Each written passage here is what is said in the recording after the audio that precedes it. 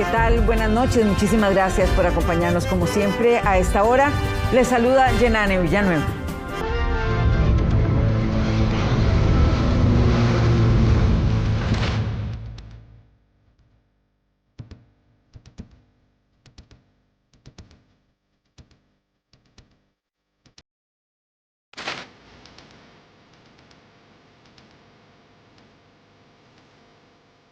Día intenso, histórico desde el punto de vista judicial. Celso Gamboa y alias Pecho de Rata ya están en Texas, van a ser las 8 de la noche. Ahí nuestro compañero Gustavo Díaz nos actualiza mientras compartimos lo que ha sucedido durante este día. Gustavo, decíamos, un día que empezó muy temprano, sobre todo para Celso y Pecho de Rata y para la prensa que ha llevado paso a paso Noticias Repretel lo que ha sucedido este día. Adelante con la información.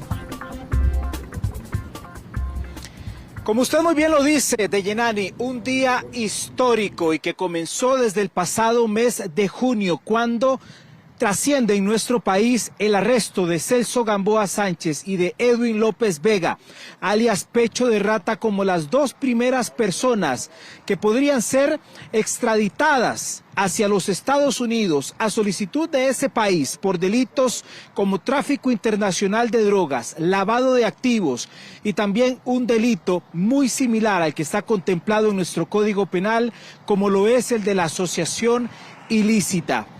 Desde el pasado 7 de octubre se comenzó a escribir la historia que hoy se hace real cuando un tribunal penal en San José emite la primera sentencia de que los dos costarricenses pueden ser extraditados. Después de allí, el pasado 3 de febrero, un tribunal de apelación de Goicoechea nuevamente vuelve a dictar una sentencia en el cual ratifica la posibilidad de la extradición. Y posterior a eso, también el pasado 13 de marzo anterior, es que se vuelve a ratificar nuevamente ya lo que es la sentencia definitiva por el Tribunal Penal de San José.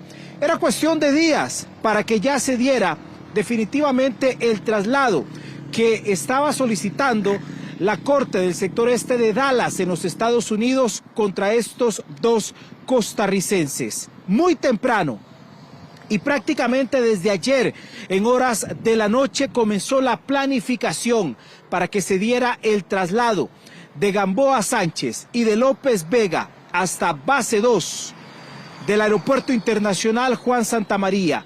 Medidas de protección y de custodia, todas las posibles. Fuerzas especiales, tanto del organismo de investigación judicial como del Ministerio de Seguridad Pública y de Presidencia. Los vehículos más poderosos, completamente blindados, se encargaron de realizar el traslado desde el complejo de la Reforma hasta el Aeropuerto Internacional Juan Santamaría. La aeronave que los trasladaría estaba completamente lista. Otra aeronave más, en donde viajaban los representantes del gobierno estadounidense, le hizo compañía. Y es en este momento que estamos observando las imágenes en donde prácticamente se da todo lo que es la consumación de la primera extradición de nacionales tras la reforma al artículo 32 y que permitía que por delitos de narcotráfico y de terrorismo los costarricenses pueden ser enviados a los Estados Unidos. Estas dos primeras personas, el ex magistrado suplente, el exdirector de la DIS, el exministro de Seguridad, Celso Gamboa, y un conocido del sector del Caribe Sur de nuestro país, López Vega, con el alias de Pecho de Rata. Ese nombre sonaba fuerte por toda la provincia de Limón. Hoy los dos fueron extraditados. A las 5 de la tarde en punto llegó el avión a su destino final, Dallas, Texas, Estados Unidos. Hizo una parada de 2 horas en Ciudad de Guatemala y posterior a eso se enrumbó hacia lo que ya va a ser el enfrentamiento directo en una corte federal para describir así cuáles son los delitos que se le están imputando a estos dos costarricenses. La forma en cómo se trasladaron, cómo inició el recorrido desde el complejo Jorge Arturo Rodríguez en la Reforma hasta llegar al Aeropuerto Internacional Juan Santamaría, los detalles en el camino, el ingreso a la pista, el abordaje en el avión. Por supuesto, la estadía de cerca de 2 horas en una de las salas del servicio de vigilancia aérea. Tomaron café, se revisaron, se chequearon médicamente y posterior a eso también se dio el arribo esperado hacia las aeronaves. Esto es lo que les hemos mostrado directamente en las imágenes. Quiero ahora que podamos analizar cronológicamente cómo se dio este movimiento histórico e importante para el país y que deja la puerta abierta completamente a que otros ticos puedan enfrentar directamente a la justicia estadounidense. 2 de ellos que también estaban perfilados en la misma línea de vuelo, no en este momento, pero sí posterior, se pudieron salvar hasta este momento, como lo son 2 personas que estaban siendo investigadas, entre estas el hombre conocido como Machococa, Gilbert Bell, también oriundo de Limón más recientemente, a la cual se le negó la extradición. Pero sin más que decir, quiero que observemos a continuación esta nota que resume, les decía a ustedes, los momentos más importantes de este hecho histórico. Abrieron portones, contingente listo, aeronaves en tierra. Pasadas las 6 de la mañana, se vivieron los últimos instantes de Celso Gamboa Sánchez y Edwin López Vega en la Reforma.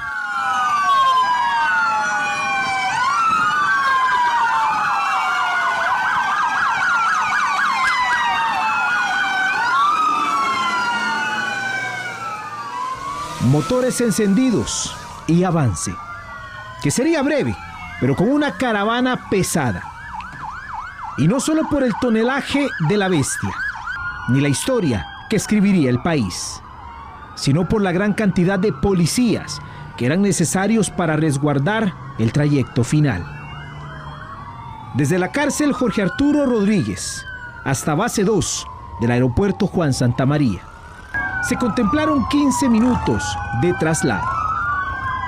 Sirenas y vehículos irrumpieron el espacio.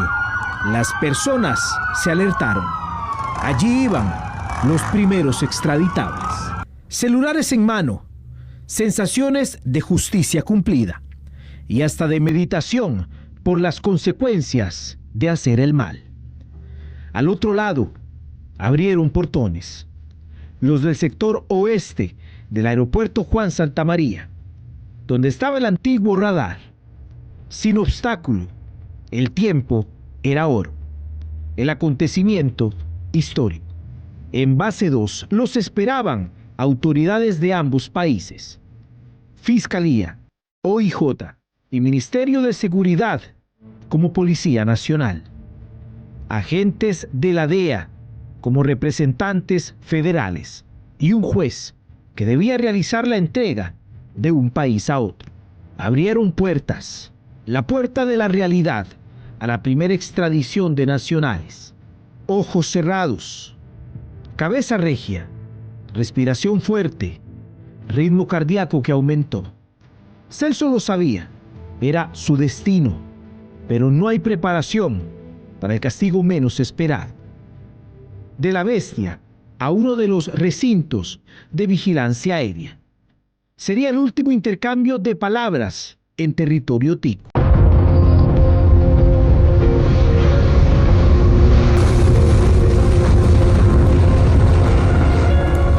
A las 8:53 de la mañana, la aeronave despegó. Guatemala sería una parada. Estados Unidos, el destino final.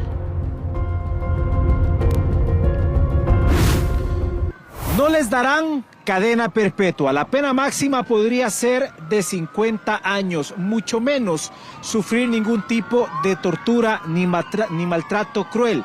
E incluso les podrán descontar el tiempo que ya han estado en máxima seguridad acá en la Reforma. Todas esas promesas llegaron el pasado 12 de marzo por parte del gobierno de los Estados Unidos para poder hacer efectiva hoy esta extradición. La posición del Ministerio Público y la posición del director interino del OIJ. Lo escuchamos a continuación. Desde el momento en que detuvieron a Celso Gamboa y a Edwin López Vega hasta que se concretó la extradición, pasaron 9 meses. Intercambio de documentos, entrega de acusaciones, solicitud de garantías para los nacionales y apelaciones que se extendieron hasta este viernes 20 de marzo. El Ministerio Público fue claro en todo momento sobre la necesidad de terminar los procesos en el país contra los extraditables para poderlos enviar a los Estados Unidos y de esa forma entregarlos. El fiscal general afirmó que en todo momento Costa Rica estuvo anuente para agilizar cualquier proceso penal. Era muy común ver por parte de nosotros que líderes narcotraficantes de otras latitudes venían a nuestro país, obtenían la nacionalidad por naturalización y posteriormente continuaban delinquiendo en nuestro país, traficando a sabiendas de que no podían ser extraditados, por ejemplo, a los Estados Unidos.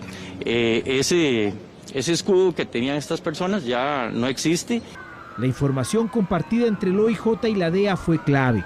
Permitieron mantener a Gamboa y a López Vega en máxima seguridad. Sin duda alguna estamos marcando un hito histórico en el derecho penal costarricense, en la historia criminal del país y desde el punto de vista policial. Tuvimos que esperar 9 meses para que esto se materializara. Esperemos que los próximos no se tarde tanto tiempo.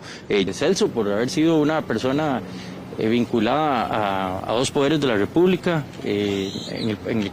al inicio en el Poder Judicial y posteriormente en el Poder Ejecutivo. Y bueno, y la otra persona también era una persona de alto perfil en la zona atlántica. Bueno, la DEA, igual que nosotros, está muy satisfecho con el esfuerzo que ha hecho el gobierno de Costa Rica, el esfuerzo que ha hecho el Ministerio Público. Durante las 2 horas que estuvieron este viernes en la sala de vigilancia aérea, lograron tomar café. Verificaron además su condición de salud con un médico. De allí quedaron a la orden de la DEA y del cuerpo de Marshals. El avión voló a Guatemala y luego a Dallas, donde llegaron a las 5 de la tarde, hora de Costa Rica. Ahora estará en voluntad de los extraditados cooperar con las autoridades norteamericanas en busca de una pena menos severa. El pasado 23 de junio se dio directamente la captura de estos 2 costarricenses que hoy extraditaron. Los principales episodios en estos casi 9 meses hasta el día de hoy se los mostramos.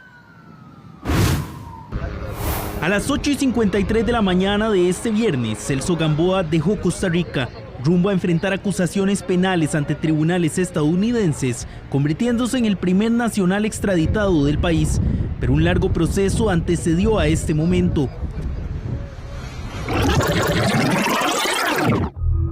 Fue un 23 de junio del 2025 que Gamboa fue sorprendido y detenido en Santa Ana, saliendo de un condominio.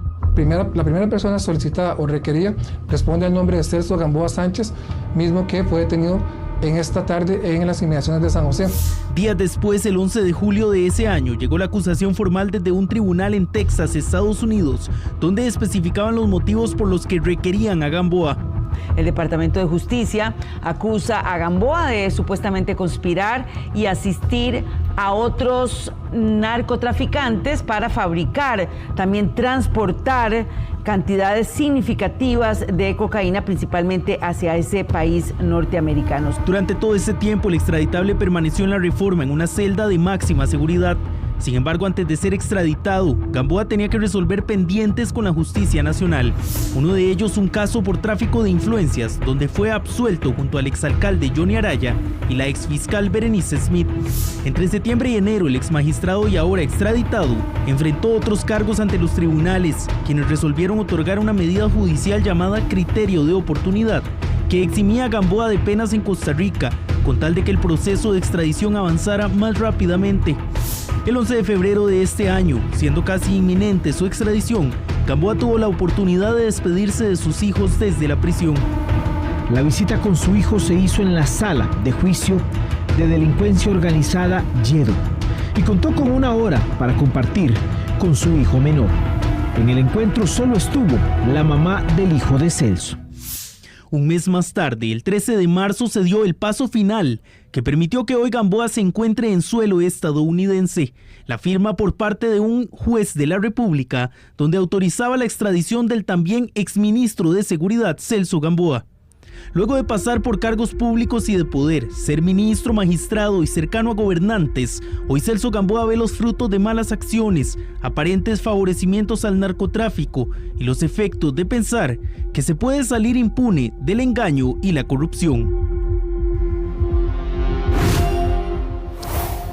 De hecho que desde la detección de Celso Gamboa, recuerdan ustedes que hubo un factor bastante polémico y es el teléfono celular del exmagistrado y exministro de Seguridad.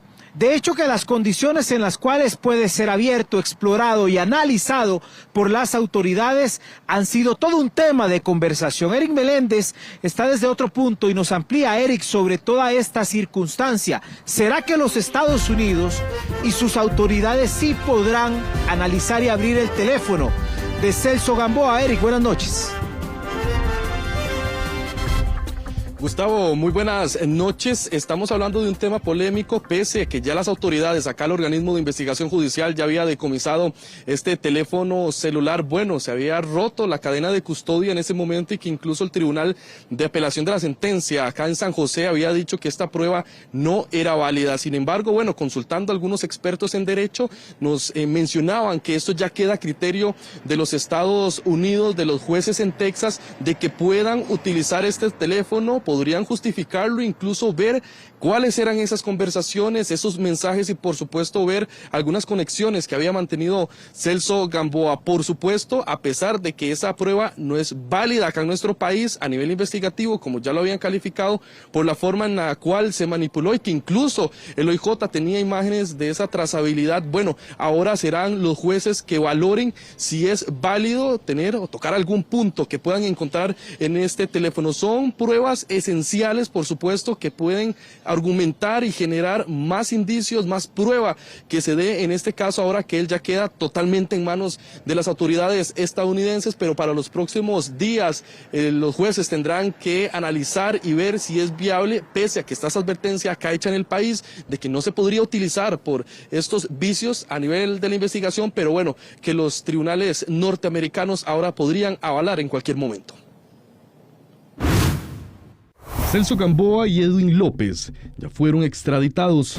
Un proceso investigativo riguroso en el cual toda prueba suma. Haber roto la cadena de custodia entre el OIJ y la DEA mantiene en vilo la utilización del celular del exmagistrado como prueba que ahora está en manos norteamericanas. El sistema americano, como usted bien lo sabe, es del common law, la ley de los comunes, igual que en Inglaterra, que es una ley donde se establece una jurisdicción de manera tal que sean las personas comunes y corrientes las que establezcan la posibilidad de determinar la culpabilidad o la no culpabilidad de la persona sometida al proceso penal, con base en la observancia de las pruebas. El Tribunal de Apelación de la Sentencia dispuso por unanimidad que la entrega provisional del aparato celular de Gamboa Sánchez, efectuada por el OIJ a la DEA, no se ajustó al procedimiento aplicable en esta etapa del trámite.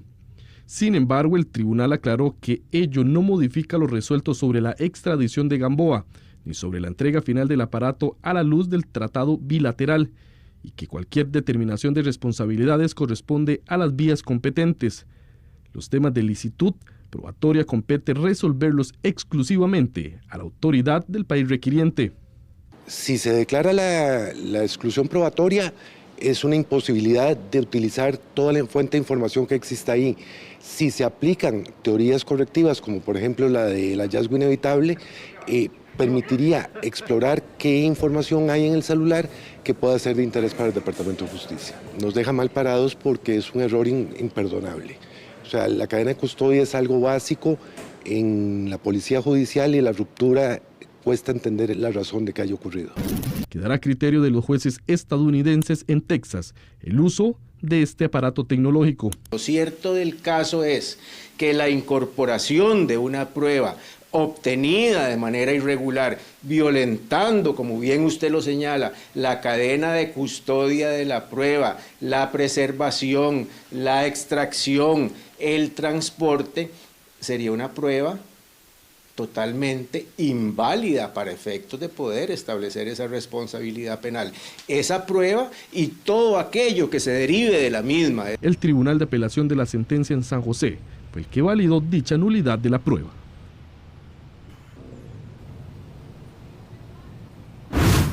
Parte de esa trazabilidad, en el momento que se decomisa y que el OIJ, los agentes tienen ese teléfono en sus manos, se había dado el 23 de junio del año anterior. Sin embargo, en los indicios en la investigación acá en nuestro país, según concuerdan muchos de los expertos, deja muy mal parado a las investigaciones que se están realizando. Sin embargo, bueno, ahora dependerá de lo que quieran los jueces en Estados Unidos, por supuesto, abrir parte de las conversaciones, llamadas y demás conexiones que había tenido Celso en los últimos meses y, por supuesto, eso se va a estar conociendo en los próximos meses, Gustavo.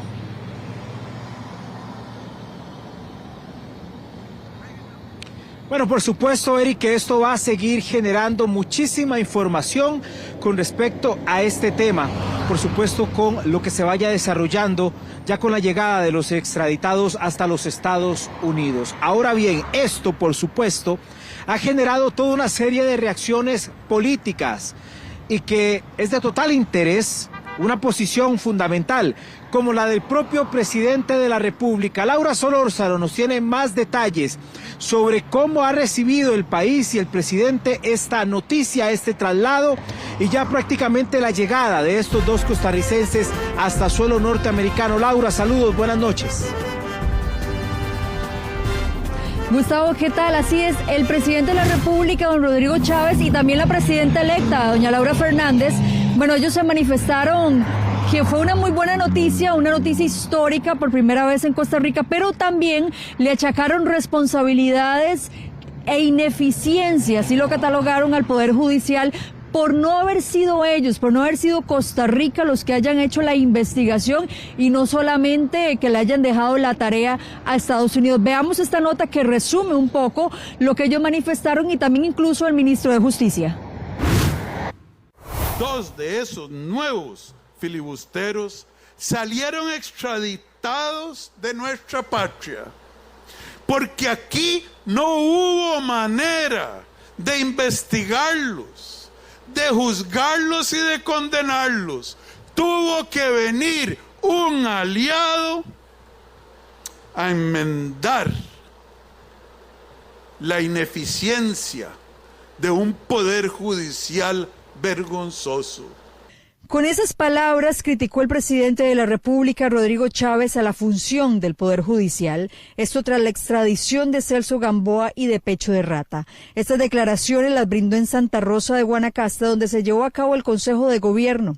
En otra intervención, el mandatario aseguró que vendrán más extraditados y que pueden ser funcionarios públicos que estuvieron en administraciones pasadas. Celso Gamboa, siendo magistrado de la Sala Tercera, la sala más alta de la tierra costarricense en términos de criminales, estaba ya traficando con narcóticos, según las acusaciones del gobierno de Estados Unidos. ¿Y usted cree que él hizo eso solo? ¿Quién era el ministro de Seguridad en aquel entonces? ¿Quién era el que comandaba nuestra Guardia Costera?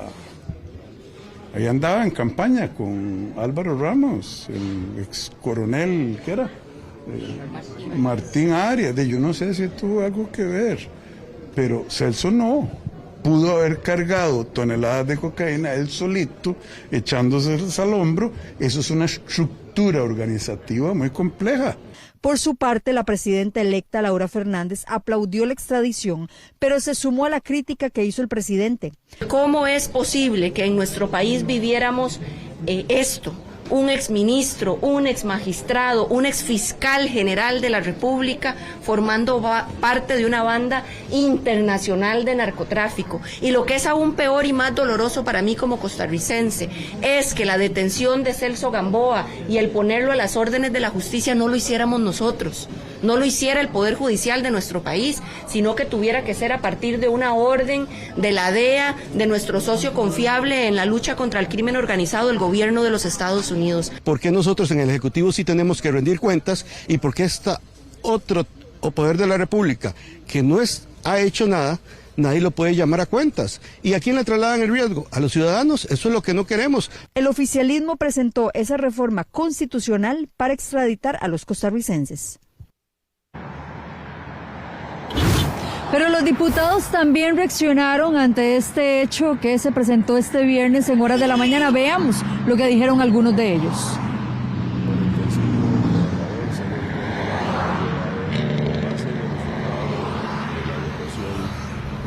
Será por aprobada la reforma parcial de la Constitución Política correspondiente al artículo 32 en tercer debate de segunda legislatura. Fue el día que cambió la historia de Costa Rica y se daba luz verde a la extradición. Su norma se hizo efectiva este viernes con la extradición de Celso Gamboa y Pecho de Rata. La diputada que presentó la iniciativa, Pilar Cisneros, señaló que esto genera un antes y un después. Y aquí no había ninguna investigación, hasta que tuvieron que venir los estadounidenses a decir, ojo, este es un gran capo de la droga, no solo en Costa Rica, sino en todo Centroamérica. ¿Y en qué estaban los agentes nuestros? Dígame usted. ¿En qué estaba el Poder Judicial? ¿En qué estaba el OIJ? Ah, no, tuvieron que venir los estadounidenses para que se destapara todo el tamal. Una persona que ha ocupado los más altos cargos en el Poder Ejecutivo y en el Poder Judicial. En la actualidad, hay proyectos que hacen fila para fortalecer la ley. Una de ellas es de Gilbert Jiménez, que pretende agregar delitos como trata de personas. Esperamos también que otro proyecto de ley que sea empleado para que, o que sea incluido para que también existan otros delitos de extradición, como lo es tráfico de órganos, tráfico ilícito de armas, entre otros, también sean de personas que se puedan llevar a cabo la extradición. Y esto yo creo que marca un antes y un después. Otro es de la Unidad Social Cristiana, que busca permitir allanamientos en viviendas para personas extraditables. Esta semana la Corte dijo que sí estaba bien, le dio luz verde, que esperamos aprobarla para los allanamientos. Ahorita las autoridades nacionales tienen que esperar a que las personas salgan a la calle para capturarlos, los que están buscados por este delito de extradición, y con esta reforma van a poder hacer los allanamientos donde estén en las propiedades donde se encuentren adentro. Varias personas hacen fila en los juzgados para determinar si se les acepta la extradición. La normativa solo permite esta práctica en casos de narcotráfico y terrorismo. Ustedes ya vieron y escucharon las palabras del presidente de la República. ¿Podrían venir en fila más funcionarios públicos que estuvieron en administraciones pasadas, Gustavo? Palabras fuertes por parte del señor presidente. Bien, muchísimas gracias a Gustavo, a todos nuestros compañeros que han estado. Bueno, Laura, de hecho que ya con esto y de Yenani que se nos une a este recuadro de transmisión, prácticamente que ya la puerta está abierta. El primer acto se ha ejecutado con esta doble extradición dentro de una pirámide que podría incluir bastantes personas y que ya a partir de ahora va a tener al menos un rango de acción con mayor precisión por parte de las autoridades una vez que se requiera algún costarricense por este tipo de delitos en los Estados Unidos. A las 5 de la tarde llegó la aeronave ya en Dallas, ahora enfrentarán todo lo que es el proceso siguiente y por supuesto las vistas ante un juez federal. Muchísimas gracias, Gustavo. Precisamente estaremos pendientes de eso. ¿Qué pasará en las próximas 24 y 48 horas? Ese cara a cara ya con la justicia estadounidense. Vamos a otro tema.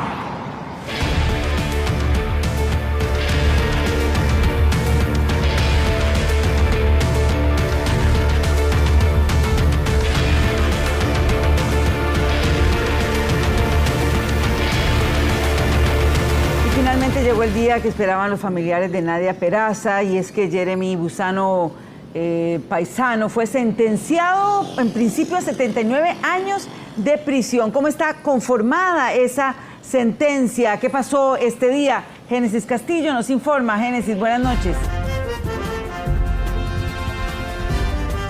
Así es, Yenani, muy buenas noches. Y es que esta sentencia se da pasadas la 1:50 de la tarde de este viernes, después de 2 años de espera de la familia de Nadia Peraza, pidiendo justamente que se diera justicia por el femicidio tan atroz de esta joven. Y es que estamos hablando, Yenani, que es el caso pues más violento en la historia de nuestro país, no solo por la forma en que fue encontrado el cuerpo de Nadia Peraza, sino también por cómo se dan estos hallazgos, el desmembramiento del cuerpo, la separación de los tejidos blandos, el músculo, los huesos de esta joven víctima de femicidio, y que definitivamente ha encendido las alertas. Son 79 años de prisión que se reducen a 50 años de condena, pero que hoy la familia celebra esta pena máxima de prisión. Imponiéndose entonces contra el sentenciado Gusano Paisano una pena total de 79 años de prisión, siendo que, bajo las reglas de la penalidad del concurso material y por imperativo legal, se fija una pena definitiva de 50 años de prisión. Los jueces tuvieron suficientes pruebas testimoniales, documentales y periciales para declarar a Jeremy como el responsable del crimen de Nadia Peraza. Gusano fue condenado a 79 años de prisión por asesinar a su pareja y a la madre de su hija. Yo lloré, pero hoy sí, con todo lo que dijo el juez, sí fue muy duro y realmente me tocó el corazón. Una persona no tiene sentimiento, no tiene corazón, es un monstruo, un engendro para nosotros. Jeremy trataba a Nadia de forma muy despectiva. Sino que usted no descansó de estar llamándola, de estar acosándola por teléfono, de decirle que andaba que andaba haciendo tijeras. Sus restos aparecieron en una refrigeradora, algo que creíamos que nunca iba a suceder en el país. Ahí estaban los huesos envueltos en prendas de ropa de Nadia. No podemos permitir que las mujeres les pasen estas situaciones, que no anden seguras en la calle, y esto va a generar un precedente. Esta sentencia del día de hoy marca un antes y un después en Costa Rica. El juez Arce reveló que el corazón de Nadia nunca apareció, tampoco sus órganos. El abogado querellante sostiene que hubo canibalismo. Dice ese informe que usted es una persona fría, falta de remordimiento, falta de empatía, sin reacción ante los daños causados a la víctima. ¿Dónde está el corazón de Nadia? ¿Por qué solo se recuperaron 58 gramos de pulmón? ¿Dónde están el resto de los pulmones de Nadia? El principal sospechoso fue condenado por femicidio, 11 delitos de estafa informática y 8 delitos de suplantación de identidad. Esta prueba documental, pericial, documental, que evidentemente demostraba sin lugar a dudas que Jeremy era el único autor y responsable. Asimismo, el juez Guillermo Arce reveló que Nadia le pedía a Jeremy que por favor cuidara a la niña y que éste le cobraba 5.000 colones por cuidar a su propia hija. Y Nadia le pidió a usted que le cuidara a la niña, su hija. Y usted le cobró a Nadia por cuidarle a la chiquita. Los familiares, amigos, así como mujeres, llegaron a los tribunales de Heredia a acompañar a la madre de Nadia en este proceso tan difícil, exigiendo justicia por las mujeres que ya no están, debido a que su pareja les arrebató la vida. Gusano alegó ser inocente, esto a pesar de que la refrigeradora siempre estuvo con él y ahí estaba el cuerpo de Nadia.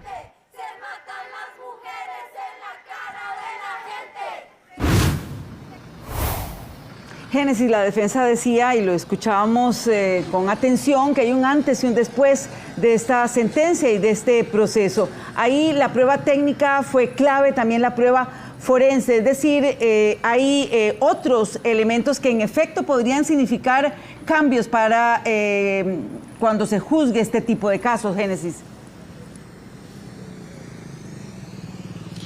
Así es, Yenani. De hecho, nosotros, por ejemplo, conversábamos con Joseph Rivera, quien es el abogado de la familia de Nadia Peraza, y él lo que nos decía es que esperan después de Semana Santa estar presentando un proyecto de ley, también acercarse a la próxima presidenta de nuestro país, doña Laura Fernández, para comentarles de un proyecto de ley que ellos tienen planeado que se llame Ley Nadia. En este caso, lo que nos estaba comentando el abogado querellante es que van a contemplar de que se aumente la pena de femicidio en nuestro país de 35 años a 50 años. Él también decía que están trabajando esta propuesta en conjunto con la madre de Luani Sanazar, también víctima de femicidio. Además, él mencionaba algo aquí muy importante, Yenani, y es que, por ejemplo, en nuestro país no hay una pena en caso de canibalismo, y es que esto pues no se ha podido confirmar. Sin embargo, hay muchísimas interrogantes porque sabemos que hay varias partes del cuerpo de Nadia Peraza que nunca aparecieron.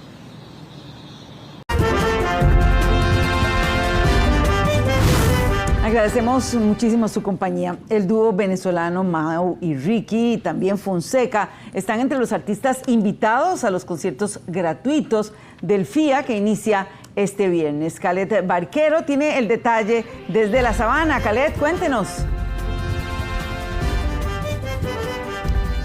Hola, ¿qué tal, Yenane? Buenas tardes. Así es, nos encontramos en vivo desde el Parque Metropolitano La Sabana. Hoy inició la edición 37 del Festival Internacional de las Artes, el FIA, que va a reunir a más de 450 artistas nacionales e internacionales y también más de 70 actividades artísticas acá en el corazón de La Sabana. Esta es la edición número 37 de este festival que recordemos que estuvo pausado por unos años, pero que ya volvió para deleitar a todos los costarricenses con muchísimas actividades para toda la familia. Nosotros en horas de la tarde estuvimos acá hablando con personas, también viendo el ambiente cómo estaba. Hace pocos minutos ya terminó incluso la presentación de la orquesta Sol Magenta. Esta es una orquesta conformada únicamente por mujeres, también que estuvieron acá deleitando al público. Los costarricenses estuvieron bailando, estuvieron cantando, también las personas estuvieron en horas de la tarde acá ya sentadas esperando a todas las actividades que van a ver acá desde hoy 20 de marzo y hasta el próximo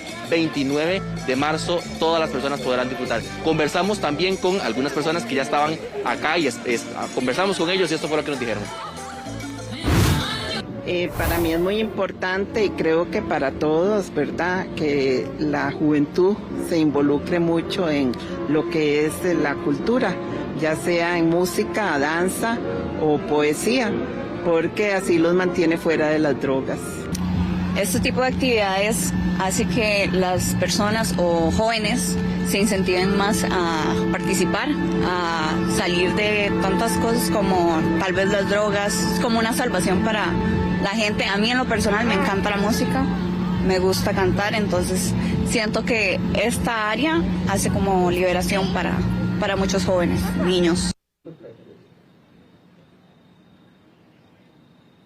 Uno de los grupos más esperados por todos los costarricenses es la agenda de este fin de semana y los conciertos que las personas podrán venir a disfrutar. A partir de mañana sábado a las 7:30 de la noche se presentará Obi on the Drums. Acá también en la tarima principal a las 9 de la noche, como ya lo mencionábamos, estará Mau y Ricky, el dúo venezolano, también acá deleitando a los costarricenses con su música. Para el domingo 22, para mañana domingo, se presentará a las 6:30 de la tarde Debbie Nova y a partir de las 8 de la noche Jenny Birgreen. Ella es reconocida por ser vocalista del grupo Ace of Base, el grupo ucraniano de música. Pero también la próxima semana habrán otras actividades, Ivy Queen, Fonseca, entre otros. Conversamos con el ministro de Cultura, Jorge Rodríguez Vives, sobre todas estas actividades y esto fue lo que nos dijeron. Estamos felices, ya empezamos, ya estamos en pleno festival. Esta es una oportunidad para celebrar talento nacional, talento internacional, para poder celebrar todas las manifestaciones artísticas en un espacio maravilloso como La Sabana. En el Centro de Cine tenemos todo un capítulo de proyección de películas. En la aduana vamos a tener la Semana de la Moda a partir del próximo jueves. También tenemos espectáculos de teatro en el Teatro Nacional en Emelico Salazar, espectáculos de danza. Así que ya lo sabes, si no tiene plan, si no tiene agenda para toda esa semana, el Festival Internacional de las Artes lo espera con muchísimas actividades. Más información de toda la agenda completa la pueden ver en las redes sociales del Festival de las Artes Costa Rica. Este es mi reporte hasta el momento. Nos vamos, muchísimas gracias por su compañía. Recuerde que a las 9:58 venimos con más. Ahora les dejo con Deportes Repretel. Cuídense mucho.